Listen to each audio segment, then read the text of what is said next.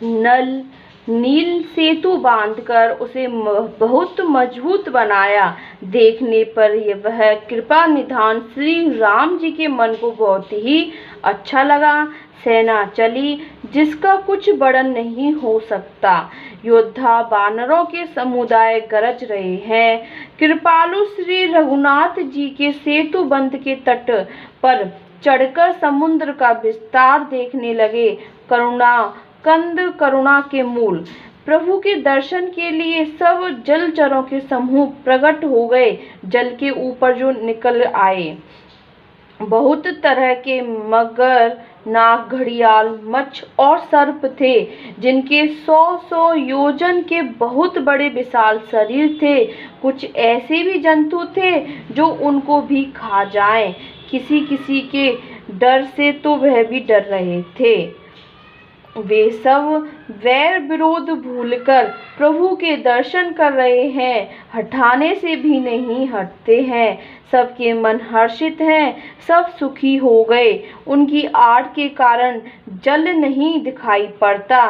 वे सब भगवान का रूप देखकर आनंद और प्रेम में मगन हो गए। प्रभु श्री राम जी की आज्ञा पाकर सेना चली।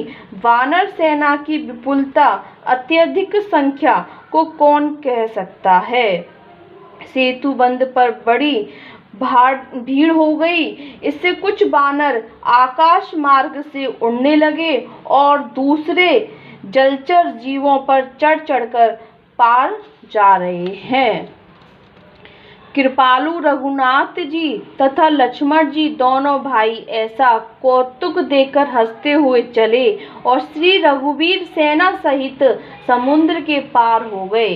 वानरों और उनके सेनापतियों की भीड़ कहीं नहीं जा सकती।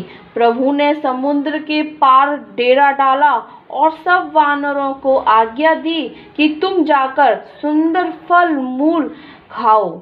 यह सुनते ही रीछ वानर जहां तहां दौड़ पड़े। सियावर रामचंद्र की जय। श्री राम जी के हित के लिए सब वृक्ष ऋतु समय की गति को छोड़कर फल हुटे। वानर भालू मीठे मीठे फल खा रहे हैं, वृक्षों को हिला रहे हैं और पर्वतों के शिखरों को लंका की ओर फेंक रहे हैं। घूमते फिरते जहां कहीं किसी राक्षस को पा जाते तो सब उसे घेरकर खूब नाच नचाते हैं और दांतों से उसके नाक कान काटकर प्रभु का श्रेयस कहकर अथवा कहलाकर तब उसे जाने देते हैं। जिन राक्षसों के नाक और कान काट डाले गए, उन्होंने रावण से सब समाचार कहा। समुद्र पर सेतु बांधा जाना कानों से सुनते ही रावण घबराकर 10 मुखों से बोल उठा, वन निधि, नीर निधि, जल निधि, सिंधु बारिश तोय निधि, कंपति उदयदी पयोदधी नदीश को क्या सचमुच ही बांध लिया है। फिर अपनी व्याकुलता को समझकर हंसता हुआ भय को भुलाकर रावण महल को गया। मंदोदरी ने सुना कि प्रभु श्री राम जी आ गए हैं और उन्होंने खेल में ही समुद्र को बंधवा लिया है। तब वह हाथ पकड़कर पति को अपने महल में लाकर परम मनोहर वाणी बोली। चरणों में सिर नवाकर उसने अपना आंचल पसारा और कहा, हे प्रियतम, क्रोध त्याग कर मेरा वचन सुनिए। हे नाथ, वैर उसी के साथ करना चाहिए जिससे बुद्धि और बल के द्वारा जीत सकें। आप में श्री रघुनाथ जी में निश्चय ही कैसा अंतर है जैसा जुगनू और सूर्य में। जिन्होंने विष्णु रूप में अत्यंत बलवान मधु और कैटव दैत्य मारे और वाराह और नरसिंह रूप से महान सूरवीर दिति के पुत्रों को हिरण्यकश्यपों का संहार किया, जिन्होंने वामन रूप से बलि को बांधा और परशुराम रूप से सहस्त्र बाहु को मारा, वे ही भगवान पृथ्वी का भार हरण करने के लिए राम रूप में अवतरण या प्रकट हुए हैं। हे नाथ, उनका विरोध न कीजिए, जिनके हाथ में काल, कर्म और जीव सभी हैं। श्री राम जी के चरण कमलों में सिर नवाकर, उनकी शरण में जाकर उनको जानकी जी सौंप दीजिए, और आप पुत्र को राज्य देकर वन में जाकर श्री रघुनाथ जी का भजन कीजिए। हे नाथ, श्री रघुनाथ जी तो दीनों पर दया करने वाले हैं, सम्मुख जाने पर तो बाघ भी नहीं खाता। आपको जो कुछ करना चाहिए था वह सब आप कर चुके हैं। आपने देवता, राक्षस तथा चर अचर सभी को जीत लिया। हे दसमुख संत जन, ऐसी नीति कहते हैं कि चौथेपन में राजा को वन में चला जाना चाहिए। हे स्वामी, वहाँ आप उनका भजन कीजिए, और जो सृष्टि के रचने वाले, पालने वाले और संहार करने वाले हैं उनका। हे नाथ, आप विषयों की सारी ममता छोड़कर उनकी शरणागत पर प्रेम करने वाले भगवान का भजन कीजिए, जिनके लिए श्रेष्ठ मुनि साधन करते हैं और राजा राज्य छोड़कर बैरागी हो जाते हैं।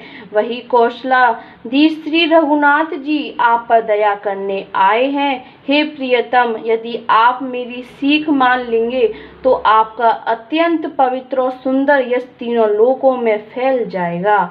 ऐसा कहकर नेत्रों में करुणा कर जल भरकर पति के चरण पकड़कर कांपते हुए शरीर से मंदोदरी ने कहा, हे नाथ, श्री रघुनाथ जी का भजन कीजिए, जिससे मेरा सुहाग अचल हो जाए। सियावर रामचंद्र की जय।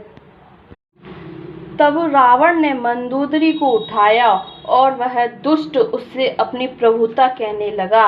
हे प्रिय, सुन, तूने व्रत ही भय मान रखा है। बता तो, जगत में मेरे समान योद्धा है कौन? वरुण, कुबेर, पवन, यमराज आदि सभी दिक्पालों को तथा काल को मैंने अपनी भुजाओं के बल से जीत रखा है। देवता, दानव और मनुष्य सभी मेरे वश में हैं। फिर तुझको यह भय किस कारण उत्पन्न हो गया? मंदोदरी ने उसे बहुत तरह से समझाकर कहा, किंतु रावण ने उसकी एक भी बात नहीं सुनी और वह फिर सभा में जाकर बैठ गया। मंदोदरी ने हृदय में ऐसा जान लिया कि काल के बस होने से पति को अभिमान हो गया है। सभा में आकर उसने मंत्रियों से पूछा कि शत्रु के साथ किस प्रकार से युद्ध करना होगा। मंत्री कहने लगे, हे राक्षसों के नाथ, हे प्रभु, सुनिए, आप बार बार क्या पूछते हैं? कहिए तो, कौन सा बड़ा वह है जिसका विचार किया जाए? मनुष्य और बानर भालू तो हमारे भोजन ही हैं। कानों से सबके वचन सुनकर रावण का पुत्र प्रहस्त हाथ जोड़कर कहने लगा, हे प्रभु, नीति के विरुद्ध कुछ भी नहीं करना चाहिए। मंत्रियों में बहुत ही थोड़ी बुद्धि है। यह सभी मूर्ख मंत्री ठकुर सुहाती मुंह देखी कह रहे हैं। हे नाथ, इस प्रकार की बातों से पूरा नहीं पड़ेगा। एक ही बंदर समुद्र लांघकर आया था, उसका चरित्र सब लोग अब मन ही मन गाया करते हैं, स्मरण किया करते हैं। उस समय तुम लोगों में से किसी को भूख न थी? बंदर तो तुम्हारा भोजन ही है। फिर नगर जलाते समय उसे पकड़कर क्यों नहीं खा लिया? इन मंत्रियों ने स्वामी को ऐसी सम्मति सुनाई और जो सुनने में अच्छी है, फिर जिससे आगे चलकर दुख पाना होगा। जिसने खेल ही खेल में समुद्र बांध लिया और सेना सहित सुवेल पर्वत पर आ उतरा। हे भाई, कहो, वह मनुष्य है जिसे कहते हैं कि हम खा लेंगे? सब गाल फुला फुलाकर पागलों की तरह वचन कह रहे हैं। हे तात, मेरे वचनों को बहुत आदर से सुनिए, मुझे मन में कायर न समझ लीजिएगा। जगत में सब गाल फुला फुलाकर पागलों की तरह वचन कह रहे हैं। हे तात, मेरे वचनों को बहुत आदर से बड़े गौर से सुनिए, मुझे मन में कायर न समझ लीजिएगा। जगत में ऐसे मनुष्य झुंड के झुंड बहुत अधिक है, जो प्यारी मुंह पर मीठी लगने वाली बात ही सुनते और कहते हैं। हे प्रभु, सुनने में कठोर परंतु परिणाम में परम हितकारी वचन जो सुनते और कहते हैं, वे मनुष्य बहुत ही थोड़े। और नीति सुनिए, उसके अनुसार पहले दूत भेजिए और फिर सीता को देखकर श्री राम जी से प्रीति मेल कर लीजिए। यदि वे स्त्री पाकर लौट जाएं तब तो व्यर्थ झगड़ा ना बढ़ाइए, नहीं तो यदि न फिरें तो हे तात, सम्मुख युद्ध भूमि में उनमें हठ पूर्वक डटकर मार काट कीजिए। हे प्रभु, यदि आप मेरी यह सम्मति मानेंगे तो जगत में दोनों ही प्रकार से आपका श्रेयस होगा। और रावण ने गुस्से में भरकर पुत्र से कहा, अरे मूर्ख, तुझे ऐसी बुद्धि किसने सिखाई है? सियावर रामचंद्र की जय।